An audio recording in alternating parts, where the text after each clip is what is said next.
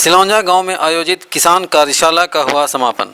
कार्यशाला में 100 से अधिक किसान हुए शामिल।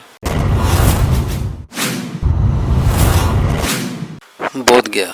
आज दिन शुक्रवार को बोधगया के सिलौंजा गांव स्थित कोमल पूजन पब्लिक स्कूल के प्रांगण में NICDA संस्था के बैनर तले 5 दिनों से चलने वाले किसान कार्यशाला का समापन किया गया। कार्यशाला का शुभारंभ 21 सितंबर को किया गया था। सिलौंजा और आसपास गांव के किसानों ने बढ़ चढ़कर इस कार्यशाला में भाग लिया। कृषि विज्ञान केंद्र मानपुर गया के वरीय वैज्ञानिक राजू सिंह ने आत्ममंथन प्रोग्राम के तहत जैविक खेती, अशिक्षित महिलाओं को शिक्षित बनाना, पॉली हाउस का निर्माण, इकोशन टॉयलेट बनाना आदि के गुण को सिखाया। जानकारी हो कि NICDA ऐसी संस्था है जो किसानों के हित के लिए काम करती है। यह संस्था विगत 2 वर्षों से किसानों के लिए काम कर रही है। इस कार्यशाला में संस्था के संचालक रंजीत कुमार एवं राकेश कुमार, दीपक कुमार, गोपाल साहू, अमित कुमार, प्रियांशु रंजन के साथ साथ लगभग 100 के संख्या में किसान मौजूद थे। जैविक खेती के बारे में बताया जा रहा है। हम लोग 5 दिन से शिविर चलाए हुए हैं। आज जो शिविर जो अंतिम दिन है, 5 दिन का कार्यक्रम था। और आज का जो आए हुए हैं अतिथि जो है वो बहुत बड़ा साइंटिस्ट है कृषि के। कहाँ से आए? गया मानपुर से आए हुए। ये कहाँ के लोग आए हुए हैं प्रशिक्षण में? ये प्रशिक्षण सिलौंजा है, नरकटिया है और रतिबीघा है, बकरौर है, 4-5 गाँव से आए हुए हैं। लगभग कितने किसान भाई आए हुए हैं? कम से कम 80 किसान भाई आए हुए हैं। तो इसमें क्या क्या प्रशिक्षण दिया गया? यही जैविक के बारे में दिया गया है। पहला तो हम लोग का मेन फोकस है जैविक खेती के, क्योंकि जान रहे हैं कि आजकल के हर घर से बीमारी निकल रहा है।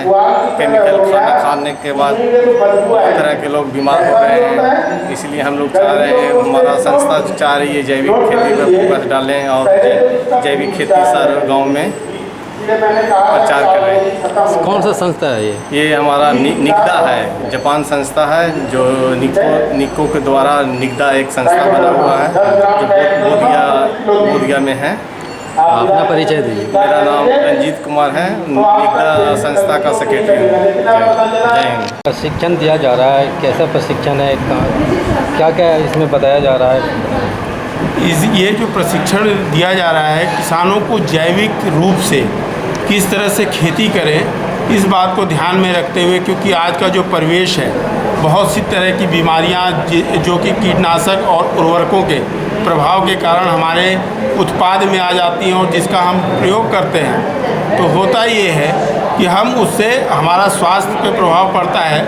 और जो हमारे प्राकृतिक संसाधन हैं जैसे पानी, हवा, मिट्टी, जिसको कि हम बिना जानकारी के उसको दूषित करते जा रहे हैं, उससे बचाव के लिए किसानों को ये बताया जा रहा है कि किस तरह से आप बिना रसायन उर्वरकों के, बिना रासायनिक कीटनाशी एवं कवकनाशी के प्रयोग से अच्छा उत्पादन प्राप्त कर सकें और आपके फसलों में कीड़ा और बीमारी कम से कम लगे। जैसा कि अगर अभी जैसा किसान भाई धान की खेती किए हैं तो उसमें ये लोग अजोला का प्रयोग कर सकते हैं, ब्लू ग्रीन एल्गी का प्रयोग कर सकते हैं। इसके अलावा एजिटोबैक्टर है। हरी खाद के रूप में अगर अपने खेत में हरी खाद की खेती करते हैं, यानी खेत में पलटते हैं, उससे भी इनका उत्पादन बढ़ेगा और रासायनिक से हमारे जैविक की तरफ जाएंगे। इसके अलावा अभी दलहनी फसलें आने वाली हैं तो उसमें भी इनको बताया गया कि राइजोबियम कल्चर, PSB, एजिटो का प्रयोग करके किसान भाई ज़्यादा से ज़्यादा लाभ प्राप्त कर सकते हैं और जैविक रूप से खेती करके उनको उत्पाद के मूल्य का भी ज़्यादा पैसा मिलेगा। इस बात को ध्यान में रखते हुए इस प्रशिक्षण का आयोजन किया। परिचय से? मेरा नाम डॉक्टर राजीव सिंह, वरीय वैज्ञानिक एवं प्रधान कृषि विज्ञान केंद्र मानपुर गया।